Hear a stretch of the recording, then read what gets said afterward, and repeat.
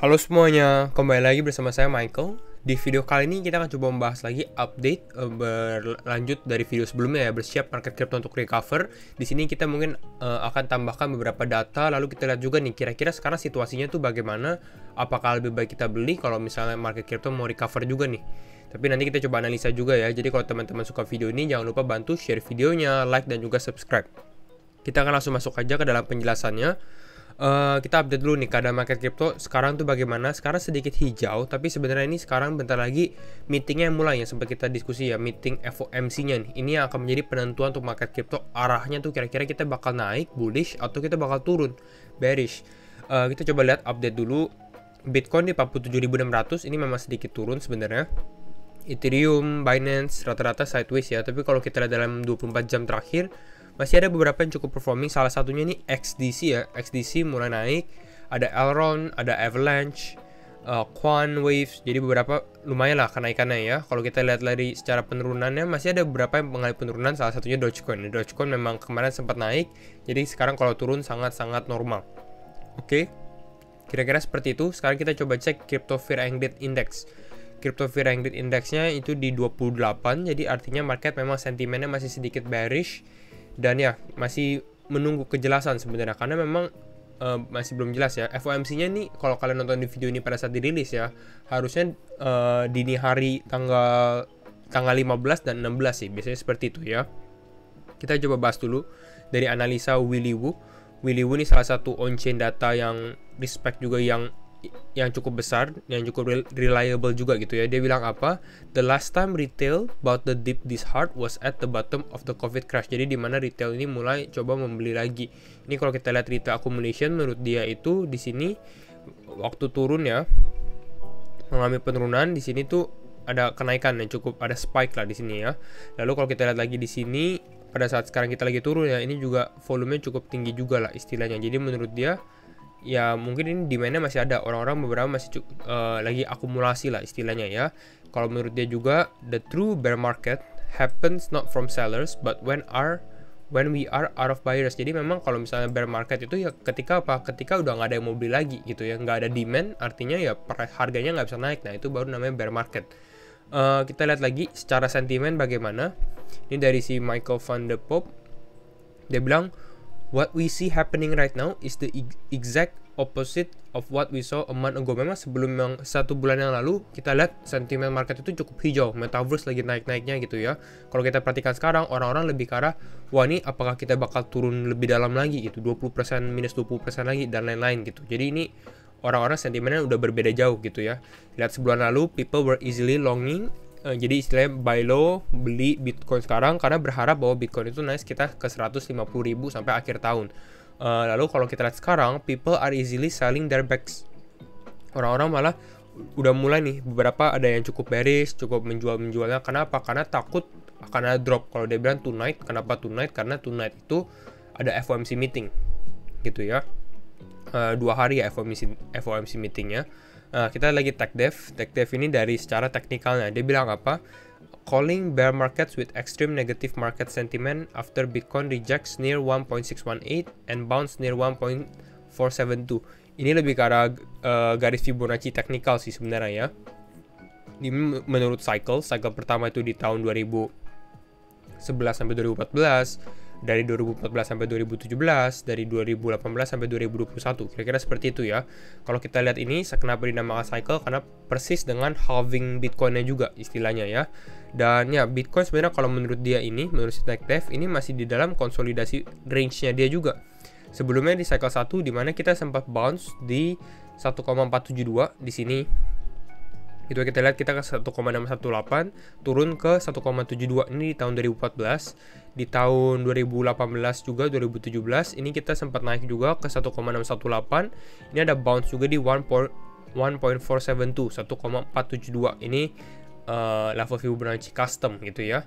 Lalu kita lihat juga ada cycle ketiga. Ini kita ada double top sebenarnya. Ini kita ada top pertama, top kedua, tapi ini kita lagi turun di 1,472.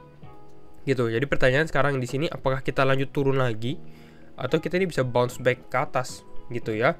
Kira-kira seperti itu. Jadi kalau menurut TechDev sekarang kita masih di dalam supportnya sih sebenarnya ya, belum lose any support. Sekarang kita lihat secara yang cukup bearish nih, yang FOMC meetingnya.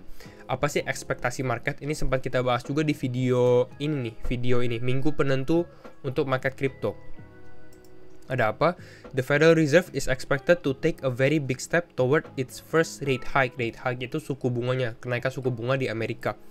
Kalau kita lihat lagi beberapa hal yang saya sudah baca, ini adalah the central bank should also acknowledge that inflation is no longer the transitory. Jadi awalnya itu banyak yang central bank, salah satu si Jerome Powell, dia bilang bahwa inflation itu adalah transitory. Artinya apa? Artinya itu hanya temporary problem yang akhirnya bisa diselesaikan. Tapi kalau kita lihat perhatikan sekarang dengan CPI-nya, inflasinya sekitar naik 6,8% di bulan November, itu udah menjadi big problem, itu menjadi problem yang harus diselesaikan gitu. Makanya ada rumor tapering akan dipercepat, dan memang orang-orang sudah ekspektasi bahwa tapering ini akan dipercepat juga. Dan dengan adanya tapering dipercepat gitu ya, by ending the bond purchases sooner, kalau ending bond purchases ini hampir sama dengan tapering ya. Jadi kalau taperingnya dipercepat, the Fed is giving itself the option to raise interest rate. Jadi masih ada waktu untuk setelah selesai tapering, suku bunga bisa dinaikkan gitu. Menjadi apa? Biar bisa kontrol inflasi di Amerika lah gitu ya. Lalu kalau menurut beberapa analis juga, Fed could hike interest rate suku bunga itu bisa 2 kali, mungkin di 2022, ada yang bilang 3 kali juga. Pokoknya ini menurut mereka lah gitu ya, and 3 to 4 times in 2023 gitu. Untuk apa? Untuk kontrol interest rate, karena memang The Fed ini purchase asetnya cukup banyak. Ini kalau kita lebih ke bawah lagi, ini ada balance sheet wildcard, di mana aset The Fed ini sudah reach all time high, udah paling tinggi gitu. Jadi sekarang ya ini mereka harus manage gitu, kalau nggak bisa berbahaya juga untuk ekonomi lah. Kira-kira seperti itu ya. Jadi ini akan cukup penting juga. Makanya orang-orang tuh masih menunggu nih, kira-kira kejelasan apa sih yang diberikan oleh tapering. Memang orang-orang lebih ke arah, mungkin kita udah tahu tapering akan dipercepat, akan cukup negatif, itu ekspektasi orang. Tapi mereka butuh kejelasannya, kepastiannya gitu, apakah benar atau enggak. Kira-kira seperti itu. Respon market apa?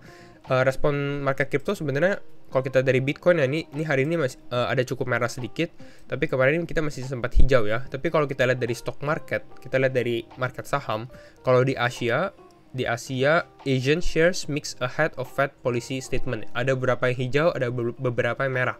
Ini kalau di Asian, ada beberapa dari Hong Kong, Hang Seng Index, ada Nikkei Index, ada Korea juga, Kospi, dan lain-lainnya. Kalau kita lihat dari Amerika, New York Stock Exchange, S&P, Dow Jones, sama Nasdaq, kita lihat ini mereka udah agak sedikit menurun. Mereka mengalami penurunan ya. Kenapa? Ya tadi kita bilang dengan inflation yang naik, uncertainty-nya mulai rising gitu. Orang-orang lebih takut juga tentang FOMC meeting. Lalu kalau kita lihat dari secara di kripto bagaimana? Yang tadi ini kita sempat bilang, beberapa memang bilang, contohnya ini ada tweet dari si Pumpcat, dia bilang, I'm calling macro start of bear here. Jadi menurut dia ini kita sudah mulai masuk bear market. Memang ada beberapa yang sudah analisa, ini kita udah masuk bear market, which marks 70k Bitcoin as cycle top. 70.000 mungkin cycle top untuk beberapa saat ini gitu ya. Tapi dia juga bilang bisa di-invalidate, bisa mungkin nggak terjadi ketika apa? Ketika kalau Bitcoin bisa naik lagi ke 58.000. Itu menurut si Pumpcat, dan memang kita coba objektif, semua punya opininya sendiri gitu ya. Jadi kita coba hargai juga. Kalau kita lihat dari sini juga ada beberapa hal nih. Ini salah satu responnya ya dari si Phoenix. Ini juga salah satu crypto influencer juga, dia bilang apa, good luck mate, I guess this is where we split ways for now. Karena beberapa juga ada yang bullish, ada yang bearish, istilahnya gitu ya. Dan dia bilang apa, it's good to see that everybody has its own take, istilahnya pendapatnya masing-masing. Dan memang kalau tadi kita lihat di sini dia bilang on-chain metrics pointing to more upside. Memang yang dari sempat yang kita bahas juga di video yang ini gitu ya. Dan tadi kita beberapa sempat lihat dari Willy Woo, dari si TechDev, dari si Michael Van de Poppe. Memang secara on-chain itu memang cukup bullish lah, cukup optimistic gitu ya. Apakah sell the rumor by the news event bisa terjadi? Nah itu nanti hanya waktu yang menentukan. Lalu tadi kemarin kita sempat bahas juga si Valerio, Crypto Valerio ya, yang tentang technical. Dia bilang apa? Ini dia baru update. Dia bilang we literally haven't gotten clear a close above or below the middle band. Jadi belum di atas atau di bawah middle band. Jadi kalau menurut dia it is still too early to take a calculated guess on where we're headed next. Jadi ini masih terlalu awal untuk kita membuat keputusan apakah kita bakal lanjut naik atau turun, karena konfirmasinya itu belum datang. Ini kita masih di tengah-tengah, di middle band. Ini pakai Bollinger Band ya, salah satu indikator juga. Jadi ya masih menunggu kira-kira bagaimana. Sekarang kita masuk coba ke teknikalnya bagaimana. Kalau saya rasa memang kalau menurut on-chain ini cukup bullish ya, tapi kembali lagi ini saya harus disclaimer on juga, dan teman-teman harus do your own research juga ya. Jadi memang kalau sekarang ini bisa dibilang secara on-chain cukup bullish, memang banyak yang pointing toward bullish, tapi kalau secara makro yang tentang FOMC meeting itu nggak ada yang bisa kontrol gitu. Jadi kita nggak tahu apa yang akan the Fed umumkan juga gitu ya, karena yang tahu tuh hanya si Jerome Powell juga gitu. Jadi kita nggak tahu, bisa aja itu sesuatu yang unexpected juga. Kira-kira seperti itu, jadi agak susah untuk diprediksi juga. Jadi sekarang tuh memang masih 50-50 antara kita turun ke bawah atau naik ke atas. Yang saya bisa lihat ya, untuk analisanya, yang pertama adalah probabilitas kita mengalami bear market itu akan jauh lebih besar ketika kita udah break pertama dari yang warna kuning ini, trendline sebelumnya gitu ya, trendline sebelumnya yang warna kuning. Tapi yang lebih parahnya lagi tuh kalau misalnya kita break lower kita sebelumnya, ini lower kita support yang paling kuat kita nih, di sekitar 40 ribuan lah. Jadi kalau kita turun di bawah sini, nah itu udah harus benar-benar hati-hati gitu. Selama kita masih di daerah sideways di sini, ya berarti artinya kita masih dalam accumulation zone gitu. Jadi ya nggak apa-apa, masih ada potensi upside lah. Itu kalau untuk turunnya. Sedangkan kalau untuk naiknya, untuk konfirmasi kita untuk kembali naik, itu kalau menurut saya itu di 53.000, bukan di ini. Kita lihat di sini nih ada resistance line ya di atas ya. Tapi mungkin kita bisa aja break resistance ini, tapi belum tentu berhasil break di 53.000. Kenapa? Karena mungkin aja nih kita naik, tapi pada saat di sini banyak orang yang pasang bid untuk lepas aja dulu. Mungkin udah capek ataupun yang lainnya gitu ya, bisa aja kan. Jadi resisten 53.000 ini menjadi yang cukup krusial juga, karena di sini adalah kita lihat ada resistennya, sempat jadi support juga. Jadi ya ini kita menunggu nih, kalau kita break misalnya, apakah kita bisa close above 53.000 atau enggak. Selanjutnya itu ada di sekitar selanjutnya mungkin di sekitar 57.000 sampai 58.000, tapi nanti kita coba analisa ya. Kira-kira seperti itu untuk kalau misalnya kita naik atau kita turun gitu ya.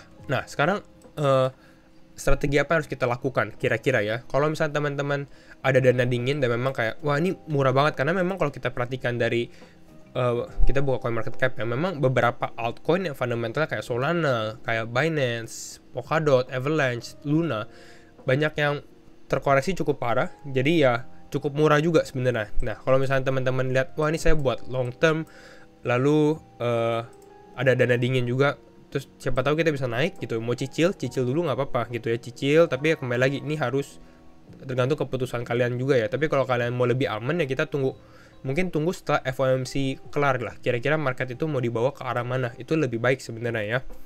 Tapi kembali lagi analisa dan keputusan itu di tangan kalian ya, itu menurut saya.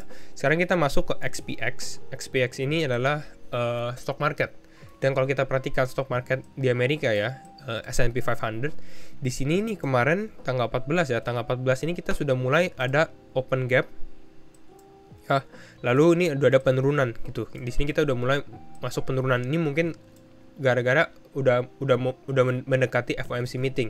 Dan perbedaannya biasanya tuh Bitcoin cukup korelasi dengan S&P 500 atau stock market lah istilahnya. Kalau turun sama-sama turun.